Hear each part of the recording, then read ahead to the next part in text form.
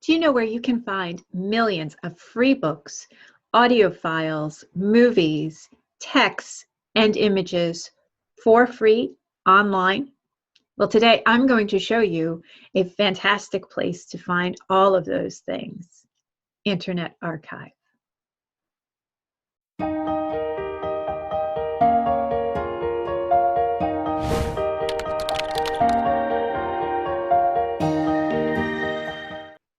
Hey, I'm Suzanne Davis, and I'm an academic writing tutor, and I help high school students, college students, and graduate students really master those writing, research, and reading skills that they need to know to excel in their classes. And one of the things that I help students do is really learn how to do online research.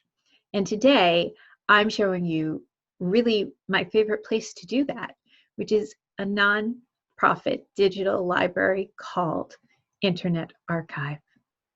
So let's look at that today. Okay, so right now I'm going to pretend that I am a student writing a paper on Jane Austen's novel Emma.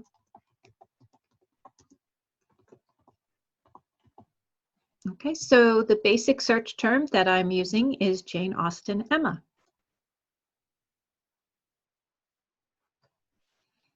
Here you'll see there are 547 results. The results can be sorted by relevance, views, title, the date it's archived, or you could switch it to date published or date reviewed or date added, and the creator is really where this file originated from. You can divide it up into different types of media types, so maybe it comes from the collections. You'll see here that as far as audio files, there's 354 audio files, 174 texts. You can also look at it according to availability. So here you'll see 456 are always available. Then there's available to borrow. So any book that is from 1923 or before is something that's part of the public domain. And so that makes it free to download. Available to borrow really is for all of those other books. Those books that are more recent, you can access them here on Internet Archive. And just like any other library, you can borrow them for a 14-day period. And then there's some that aren't available to borrow yet, they're on waitlist. You can also narrow down your search by year and topics and subjects, collections, and even languages down there. You can look at the results in this form, which is very visual. This is your thumbnail form. Or if you want to see it as a list, you could do that. I like the thumbnail. All right. And you'll see here, there's all different types of files in this basic search. So some of them are audio, some of them are books. This is a book that I could borrow, searching for Jane Austen. So here you'll see it's borrowed. There's a limited book preview. And you can read about it and get a sense of what it is, and then go through the process of borrowing it.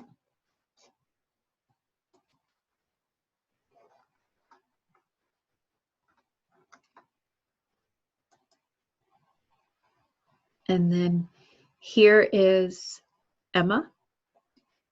And so you could read the entire novel for free online in this format, or you can download it in different formats. If you have a Kindle, you could download it as a Kindle. You could download it for print-disabled users. There's a special format for that, and PDF.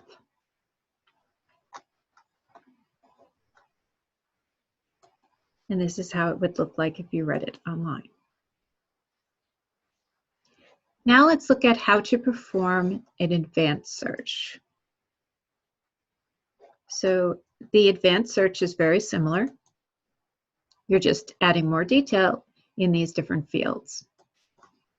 So I'm starting with my basic topic, Jane Austen, Emma.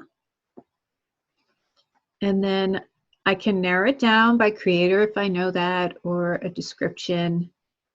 If I want to limit it to different collections, different libraries, I can do that.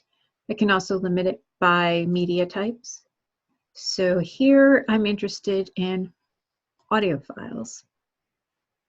And I'm going to narrow it down by date range. So here I'm starting with 2004.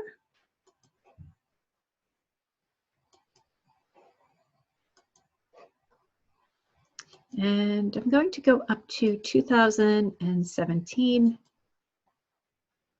And then I'm going to pick December 31st. And search.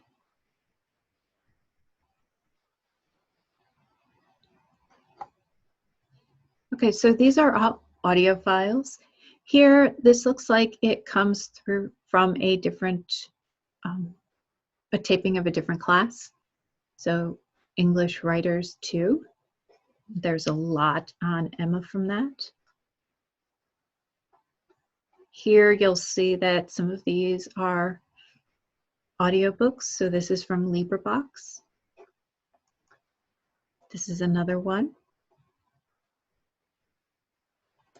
I'm going to click on Jane Austen's Emma, a dramatic reading.